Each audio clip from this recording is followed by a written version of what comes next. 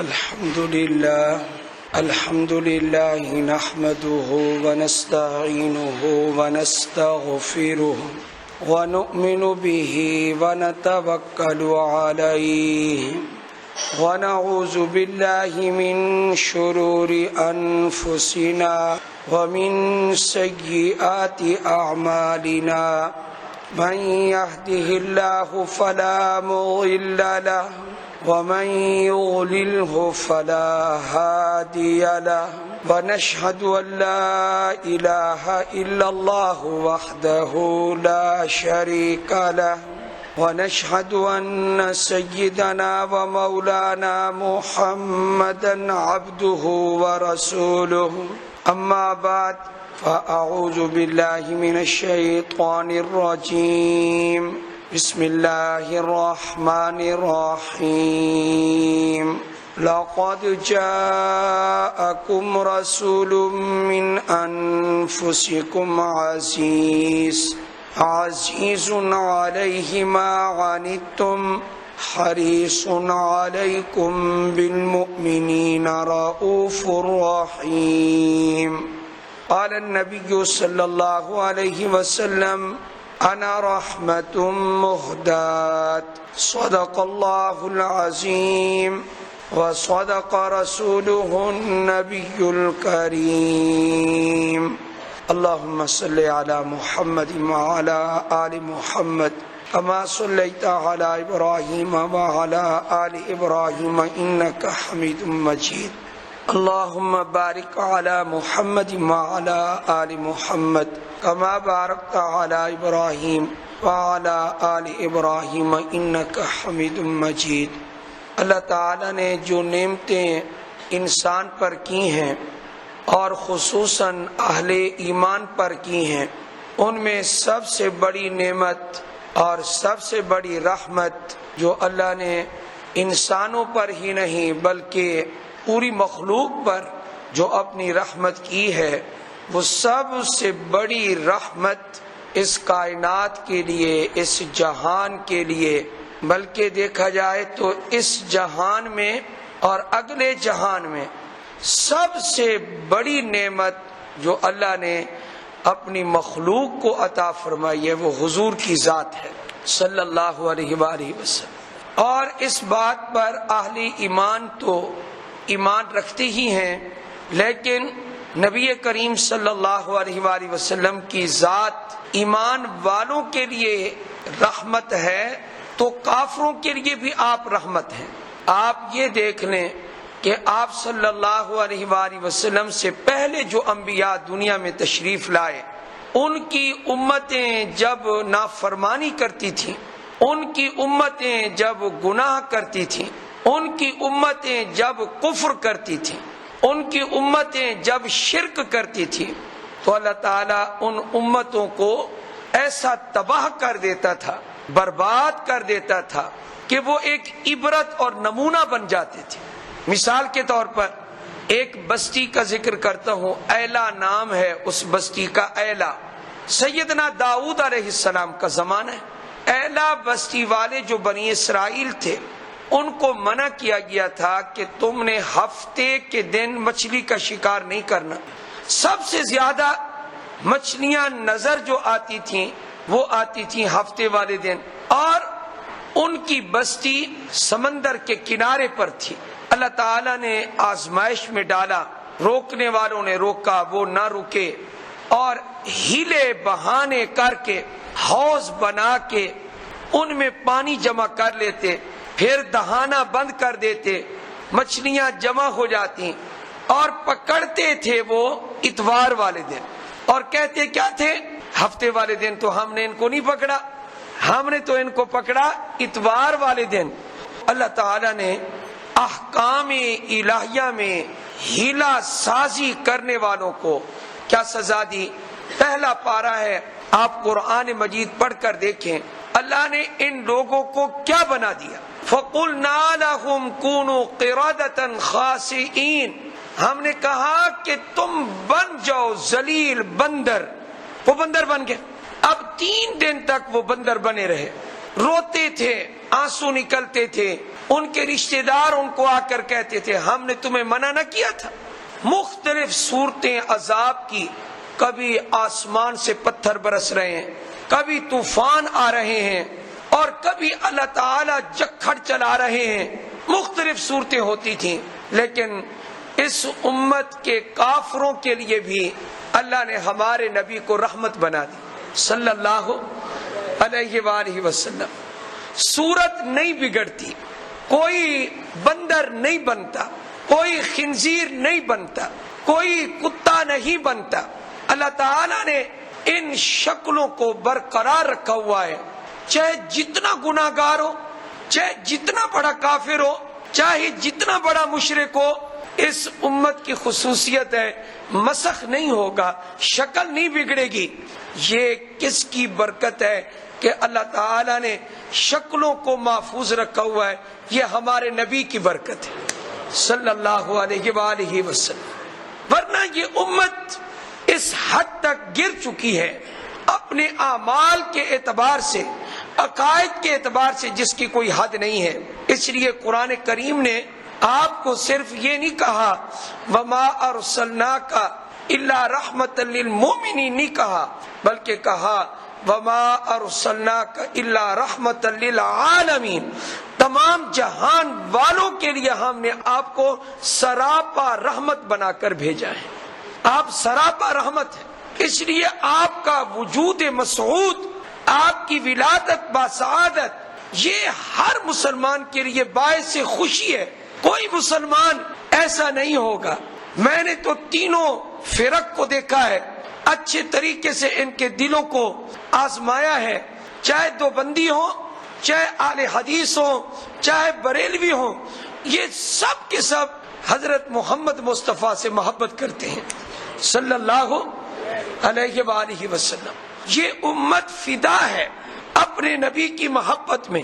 یہ امت پروانوں کی طرح شمع کے ارد گرد اپنے آپ کو جلانے کے لیے تیار ہے، قربان کرنے کے لیے تیار ہے۔ اس لیے آپ دیکھتے ہیں جب نبی کی حرمت کا تقاضا آتا ہے اور ناموس کی حفاظت کے لیے جب آواز لگائی جاتی ہے تو نیک اور بد، گناہ گار سے گناہ گار مسلمان بھی نبی کی عزت کے لیے کھڑا ہو جاتا۔ یہ کیا چیز ہے؟ یہ محبت ہے نبی اکرم صلی اللہ علیہ وآلہ وسلم سے۔ صرف ایک اختلاف جو ہمارا اگر کسی سے ہے تو وہ یہ ہے کہ محبت کا انداز کیا ہونا چاہیے، محبت کا طریقہ کیا ہونا چاہیے۔ صرف اس انداز میں، اس طریقے میں ایک اختلاف ہے۔ وہ یہ ہمارا نقطہ نظر یہ ہے کہ آپ نبی سے محبت کریں، حضور سے محبت کریں صلی اللہ علیہ وآلہ وسلم، لیکن شریعت کے دائرے میں رہ کر کریں۔ آپ وہ طریقہ ایجاد نہ کریں جو طریقہ نہ خود نبی علیہ السلام نے اپنایا، نہ صحابہ نے اپنایا، نہ فقہائے اعظام نے اپنایا، نہ محدثین نے اپنایا۔ صدیاں گزر گئیں اور ہم سے زیادہ عاشق رسول تھے، وہ سچے عاشق رسول تھے وہ، لیکن انہوں نے جو طریقہ اختیار نہیں کیا، آپ وہ اختیار نہ کریں۔ آپ اس میں دین میں اضافہ ہو جائے گا۔ اس اضافے کو سمجھے کہ اضافہ کرنا دین میں بہت بڑا گناہ ہے، اور اسی کا نام بدعت ہے۔ ہم بدعت سے روکتے ہیں، ہم شرک سے روکتے ہیں، ہم غلط رسومات سے روکتے ہیں، غلط طریقوں سے روکتے ہیں۔ بھلا کوئی ایسا بھی مومن مسلمان ہوگا جو نبی کی محبت سے روکے؟ ایسا بھی ہو سکتا ہے؟ نہیں ہو سکتا۔ نبی علیہ الصلوۃ والسلام نے فرمایا لا یؤمن احدکم حتی اکون احب الیہ من والدہ وولدہ والناس اجمعین، تم میں سے کوئی شخص اس وقت تک کامل مومن نہیں ہو سکتا جب تک اپنے والد سے، اپنی اولاد سے اور سب لوگوں سے بڑھ کر مجھ محمد سے محبت نہ کرے صلی اللہ علیہ وآلہ وسلم۔ لیکن ایک وہی بات گھوم رہی ہے، کیا محبت کرنی ہے شریعت کے دائرے میں رہ کر، حدود میں رہ کر۔ آپ حضرات کو میں اپنے اکابر کی یہ بات سناؤں۔ ہمارے اکابر لکھتے ہیں، فرماتے ہیں حضور کے ذکر سے حضور کی معرفت ہوتی ہے، پہچان ہوتی ہے، پہچان سے محبت بڑھتی ہے، محبت سے اتباع آتی ہے، اور جب حضور کی اتباع کوئی کرے گا اللہ اس کو کیا انعام دے گا؟ اللہ اس کو جنت عطا فرمائے۔ یہ ہمارا پورا اعتماد اور یقین ہے۔ اس سے معلوم ہوا کہ کامیاب محب اور عاشق وہ ہے جس نے حضور کی پیروی کی ہے، جس نے حضور علیہ السلام کی اطاعت کی ہے، جس نے حضور کی فرما برداری کی ہے، وہ اصل ہے سچا عاشق رسول۔ میں آپ سے ایک سوال کرتا ہوں کہ کبھی بھی حضرت بلال جیسے عاشق نے رضی اللہ تعالیٰ عنہ نے یہ طریقہ اختیار کیا جو آج کل اختیار کر رہے ہیں بعض ہمارے مسلمان بھائی؟ حضرت بلال نے کیا؟ حضرت بلال نے جو عشق نبھایا ہے وہ مارے کھا کھا کے نبھایا ہے۔ وہ عشق کوئی اور عشق تھا، حلوے والا عشق نہیں تھا۔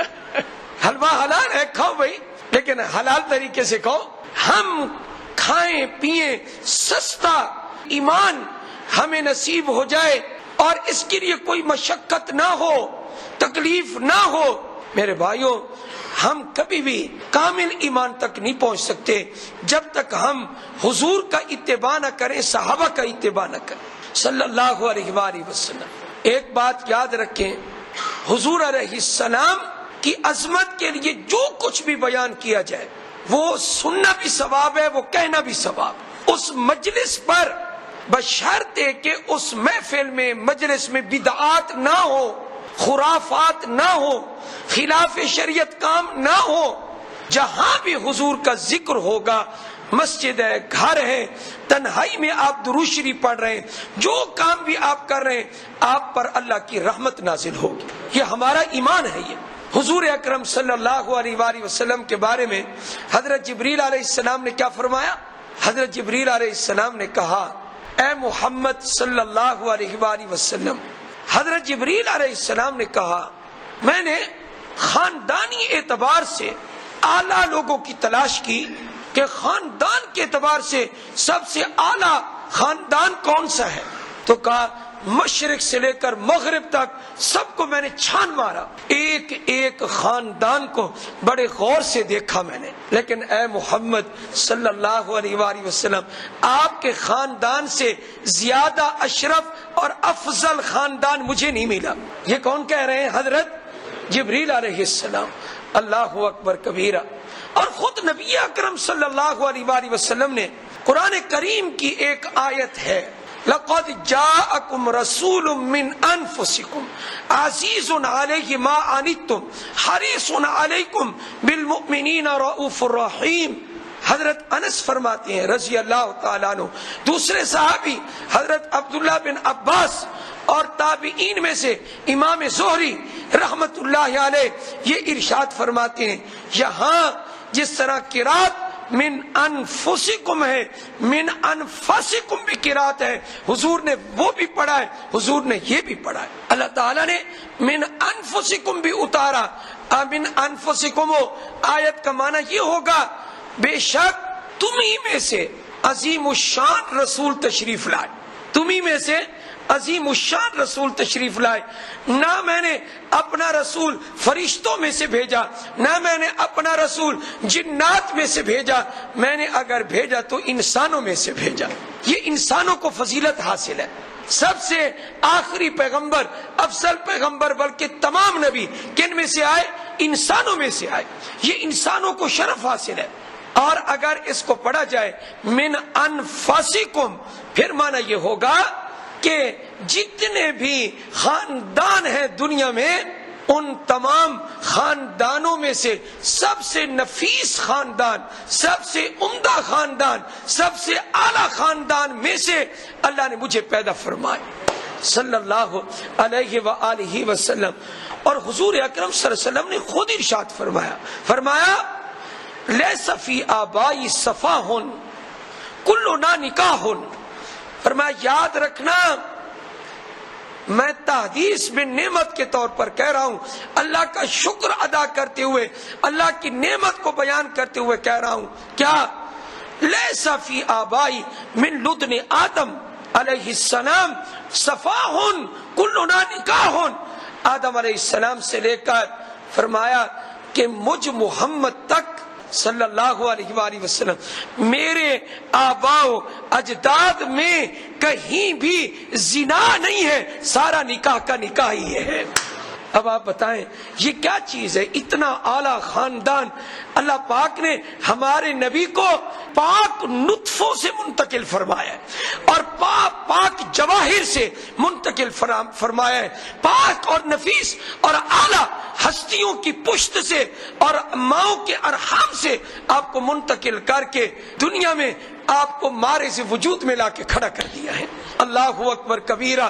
یہ ہستی صرف کون سی ہے؟ محمد مصطفیٰ کی ہے، بلکہ آپ کے والد ماجد حضرت عبداللہ اپنے والد کے ساتھ، ان کے والد کا نام ہے عبد المطلب، اتنا تو یاد رہنا چاہیے، حضور کا نام محمد صلی اللہ علیہ وآلہ وسلم، والد کا نام عبداللہ، دادا کا نام عبد المطلب، اور قربان چاہے حضور کی ماں کی عظمت پر، ماں کا نام آمنہ سلام اللہ علیہا۔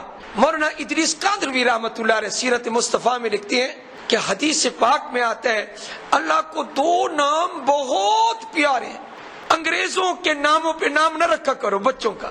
حنیف ملتانی رحمۃ اللہ علیہ کی مجھے بات یاد آئی کہ صبح صبح ماں نے اپنے بچے کو تیار کیا سکول کے لیے، پینٹ ٹائی وغیرہ لگا کے، اور نہلان انہوں کے بھی جا تو سکول جا، اور کہا دادی کو بھی سلام کرتا جا۔ تو جب دادی کو وہ ملا تو دادی دیکھ کر کہتی ہے یہ تو اتنا اچھا بنا ہوا ہے، خدا کی قسم یہ تو ہمارا لگتا ہی نہیں ہے یہ تو ہمارا لگتا ہی نہیں ہے، اتنا اچھا نہ بناؤ، بس اپنے بچوں کو اتنا بناؤ کہ وہ ہمارے مسلمان لگیں، اتنا نہ انگریزوں کا لباس پہناؤ، یہ ڈھیلا ڈھالا لباس ہونا چاہیے، یہ کرتا ہونا چاہیے، کرتا نہیں ہے تو کم از کم ڈھیلا ڈھالا تو لباس ہو۔ میں حضور کے خاندان کا ذکر کر رہا ہوں صلی اللہ، ذرا درود شریف پڑھ لینا صلی اللہ علیہ وآلہ وسلم۔ آج جمعہ بھی ہے اور پھر حضور کا ذکر خیر ہو رہا ہے، کیا بات ہے۔ مجھے تو بس وہی جگہ یاد آ رہی ہے، بس آپ سمجھ گئے کہ کیا یاد آ رہا ہے؟ مدینہ یاد آ رہا ہے صلی اللہ۔ ایسے لگتا ہے کہ جیسے انسان جنت میں آ گیا ہو، اس لیے مدینے والے کیا کہتے ہیں؟ کیف المدینہ، کیف وجدت المدینہ، مدینہ کو کیسے پایا آپ لوگ؟ پرانے ہیں یہاں پر، وہ عربی کیا کہتے ہیں کہ المدینہ الجنہ، مدینہ جنت ہے، مدینہ جنت ہے۔ ہم 40 دن لگا کے پورا حجاز پھر کے آتی ہیں، ہمیں کبھی نہیں بھولتا، اور جن کی پیدائش وہیں ہوئی ہو مکہ مدینہ میں، وہ بھلا ان جگہوں کو کیسے بھول سکتے ہیں؟ تو عرض کر رہا ہوں حضور صلی اللہ علیہ وسلم کے والد ماجد جا رہے تھے اپنے والد کے ساتھ، ان کے والد کا نام عبد المطلب۔ اب میرا بیٹا جوان ہو گیا ہے، اس کا رشتہ مدینہ منورہ میں کرنا ہے، مکہ سے جا رہے مدینہ میں ان کا رشتہ کرنا ہے، اب لے کے جا رہے ہیں اپنے ساتھ۔ راستے میں ایک یہودی عورت رہتی تھی، لکھا ہے تورات اور انجیل دونوں کتابوں کی عالمہ تھی وہ، اور دونوں کتابیں اس کو ازبر تھی، یاد تھی کہ کیا لکھا ہوا ہے، یہ یاد تھا کہ فلاں جگہ کیا لکھا ہوا ہے۔ جب ان حضرات کا باپ اور بیٹے کا وہاں سے گزر ہوا تو اس نے نظر ڈالی حضرت عبداللہ کے چہرے پر، نظر ڈالی تو کیا کہا کہ ایک مرتبہ مجھ سے ملاپ کر لو اور اس کے عوض میں تجھے 100 اونٹ دوں گی۔ کتنے اونٹ؟ 100 اونٹ۔ ایک مرتبہ مجھ سے تم مل لو، بس 100 اونٹ میں تمہیں دوں گی۔ اللہ اکبر کبیرہ۔ بھلا اس ہستی کو اس چیز کا خیال بھی آ سکتا ہے؟ ان کو خیال آئے تو آئے کیسے؟ ان کو تو سید العالمین کا اللہ نے باپ بنانا تھا، رحمت للعالمین کا باپ بنانا تھا صلی اللہ۔ تو آپ نے وہاں کہا اما الحرام فالممات دونا، حرام کام اس سے تو بہتر ہے آدمی مر جائے۔ یہ کنہوں نے جواب دیا؟ حضرت عبداللہ نے۔ حضرت عبداللہ کون؟ جو حضور کے والد ماجد۔ ہاں میں وہ حدیث بیان کر رہا تھا، وہ درمیان میں رہ گئی۔ 2 نام اللہ کو بہت پسند ہے، نمبر 1 عبداللہ، نمبر 2 عبد الرحمن۔ تو عبداللہ کا ذکر حدیث میں پہلے، اس سے معلوم ہوا ہمارے نبی کے والد کا نام وہ ہے جو اللہ کو سب سے زیادہ پیارا نام ہے، وہ بات ذرا ادھر چلی گئی تھی تو میں عرض کر رہا ہوں کیا کہہ رہے ہیں؟ اما الحرام فالممات دون، فرمایا کہ حرام کام اس سے تو بہتر ہے آدمی مر جائے. فالحل لا حل فاستبین، یہ کوئی حلال کام ہے جس کی تو مجھے دعوت دے رہی ہے، جس کو میں ظاہر کروں اور جس کے لیے میں تیار ہو جاؤں؟ یہ کام نہیں ہو سکتا. حالانکہ نوجوان ہیں اور عورت دعوت دے رہی ہے، لیکن جواب یہ سنیں. اور اگلا شعر بھی پڑھا تو کہا فکیف الذی تبتغین، یہ کام کیسے ہو سکتا ہے جس کو تو طلب کر رہی ہے؟ فرمایا کہ فل کریم، جو کریم ہوتا ہے، یحمی ارزہ و دینہ، جو اچھے صفات کا مالک ہوتا ہے بندہ، وہ ہمیشہ دو چیزوں کی حفاظت کرتا ہے. کتنی چیزوں کی؟ یہ کون کہہ رہے ہیں؟ حضرت عبداللہ. دو چیزوں کی حفاظت، اچھا آدمی دو چیزوں کی حفاظت کرتا ہے. نمبر ایک فرمایا ارزہ و دینہ، نمبر ایک اپنی عزت کی حفاظت کرتا ہے، نمبر دو اپنے دین کی حفاظت کرتا ہے. اس لیے میں کبھی یہ گندا کام نہیں کروں گا. اس کو جواب دے دیا. مدینہ منورہ پہنچے تو وہب کی بیٹی آمنہ، وہب فوت ہو چکے تھے، آمنہ اپنے چچا کی پرورش میں تھی اور انہی کی دیکھ بھال میں تھی اور شادی کی عمر کو پہنچ چکی تھی. حضرت نے رشتہ مانگا جی وہیب سے، جو حضرت آمنہ کے چچا لگتے تھے. کہا وہیب میں مکے سے آیا ہوں اور میں اپنے بیٹے عبداللہ کے لیے آپ کی بھتیجی آمنہ کا رشتہ مانگتا ہوں، تو کیا آپ تیار ہیں؟ تو انہوں نے کہا جی بسم اللہ، میں اس رشتے کے لیے تیار ہوں. دیکھو نا میرے رب نے انتخاب کیسا کیا کہ ادھر عبداللہ اور ادھر حضرت آمنہ، یہ ہمارے نبی کے والدین ہیں، ان کا نکاح ہوا. اور خود وہیب کی بیٹی تھی، اس سے خود عبد المطلب نے دادا نے اپنا اور نکاح کیا. تو دو نکاح ایک ہی مجلس میں ہوئے اور اکٹھے نکاح ہوئے. 3 دن تک آپ مدینہ میں رہے. پھر واپسی جب مکہ میں ہوئی، مکہ کی طرف، تو اس یہودیہ کے اس خیمے کے پاس سے پھر گزر ہوا. تو یہودیہ نے پھر دیکھا تو کہنے لگی یہ کہاں گئے تھے تم؟ کہا مدینہ میں. کہا کیا ہوا؟ کوئی واقعہ؟ کہا شادی ہوئی میری اور میری بیوی ہے، اس کا نام آمنہ ہے اور وہب کی بیٹی ہے.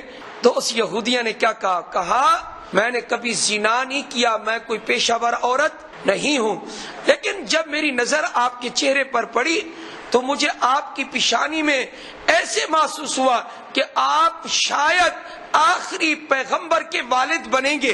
اس لیے میں یہ چاہتی تھی کیا کہ یہ سعادت ماں بننے کی مجھے نصیب ہو، لیکن یہ میرے حصے میں نہیں تھی، یہ آمنہ کے حصے میں سعادت تھی. حضور اکرم صلی اللہ علیہ وآلہ وسلم کے والد مکہ میں آنے کے بعد تجارت کی غرض سے ملک شام گئے. ملک شام سے واپس آ رہے تھے، مدینہ میں آئے، اپنے سسرال ننہال، وہاں بیمار ہو گئے تو وہی ان کا انتقال ہو گیا. حضرت عبداللہ کا مدینہ میں حضور ابھی پیدا نہیں ہوئے تھے. حضور اکرم صلی اللہ علیہ وآلہ وسلم کی پیدائش پیر کے روز کو ہوئی، مکۃ المکرمہ میں ہوئی، صبح صادق کے وقت میں ہوئی. اس لیے ہم لوگ حضور اکرم صلی اللہ علیہ وآلہ وسلم کی پیدائش کے قائل ہیں. پیدائش کی خوشی ہے، دنیا میں آنے کی خوشی ہے، لیکن یاد رکھیں جب تک ہم حضور کی اطاعت نہیں کریں گے ہم اللہ کے محبوب نہیں بن سکتے. وما ارسلنا من رسول الا لیطاع باذن اللہ، ہم نے کوئی رسول دنیا میں نہیں بھیجا مگر اس لیے بھیجا تاکہ اس کی اطاعت کی جائے، اس کی پیروی کی جائے، اس کی فرما برداری کی جائے. اگر فرما برداری نہیں کرتے محبت پھر پختہ نہیں ہے، پھر محبت سچی نہیں ہے، پھر خالص نہیں ہے محبت. اس لیے آپ صحابہ کو دیکھیں، انہوں نے ایک مرتبہ بھی 12 ربیع الاول نہیں منایا، ایک مرتبہ بھی 12 ربیع الاول. لیکن قرآن نے کیا کہا؟ رضی اللہ عنہم ورضوا عنہ، اللہ ان سے راضی، ایک مرتبہ بھی نہیں منایا. وجہ یہ ہے ہم لوگ جشن میں لگ گئے اور وہ لوگ اتباع میں لگ گئے. فرق ہے، وہ لوگ کس میں لگ گئے؟ اتباع میں حضور نے کھایا کیسے، پیا کیسے، کھانے سے پہلے بسم اللہ پڑھی، کھانے کے بعد الحمدللہ پڑھی، آپ سوتے کیسے تھے، آپ نماز کیسے پڑھتے تھے، حضور نے کیسے فرمایا صلو کما رأیتمونی اصلی، اے میرے صحابہ جیسے تم مجھے نماز پڑھتے ہوئے دیکھتے ہو نا ایسے ہی نماز پڑھا کرو۔ حضور نے اتباع کی دعوت دی ہے، میری پیروی کرو، فرمایا میری پیروی کرو گے تو کامیابی ہوگی۔ سیدنا عبداللہ بن مسعود رضی اللہ تعالیٰ عنہ تشریف لا رہے ہیں اور آپ کا جو چوکھٹ ہے یہ ایک پاؤں اندر ہے ایک پاؤں باہر ہے۔ حضور اکرم صلی اللہ علیہ وآلہ وسلم نے فرمایا اجلس، بیٹھ جاؤ میرے صحابی بیٹھ جاؤ۔ آپ نے جو ایسے کہا، حالانکہ بیٹھنے کا مقصد یہی تھا کہ اندر داخل ہو کے فوراً یعنی بیٹھ جاؤ، یہ مطلب تھا، لیکن حضرت عبداللہ ابن مسعود رضی اللہ تعالیٰ عنہ نے نہ دیکھا کہ میرا ایک پاؤں باہر ہے اور ایک پاؤں اندر ہے اور اس حالت میں بیٹھوں گا لوگ مجھے کیا کہیں گے۔ حضرت نے اسی حالت میں ایک قدم بھی آگے نہیں اٹھایا اور فرمایا وہیں بیٹھ گئے۔ لوگوں نے پوچھا کہ آپ نے ایسا کیوں کیا؟ فرمایا کہ اگر میں باہر کا پاؤں اندر اٹھا کے رکھتا اس لمحے میں حضور کے حکم کی نافرمانی ہو جاتی، میں نہیں چاہتا کہ حضور کی نافرمانی ہو۔ تو ایسے صحابہ کو قرآن نے کیا کہا؟ رضی اللہ ہو۔ اس لیے میرے بھائیوں میں آپ کو دعوت دوں گا، آپ اور میں دوبارہ اس ربیع الاول میں عزم کریں، ہم حضور پر درود پڑھیں گے، ہم حضور سے محبت کریں گے، ہم مسواک کریں گے، ہم نماز نہیں چھوڑیں گے، ہم حلال کھائیں گے، ہم جھوٹ نہیں بولیں گے، جو حضور کا طریقہ ہے اس کو اپنانے کی کوشش کریں گے۔ اللہ مجھے آپ کو عمل کی توفیق عطا فرمائے۔ وآخر دعوانا ان الحمدللہ رب العالمین۔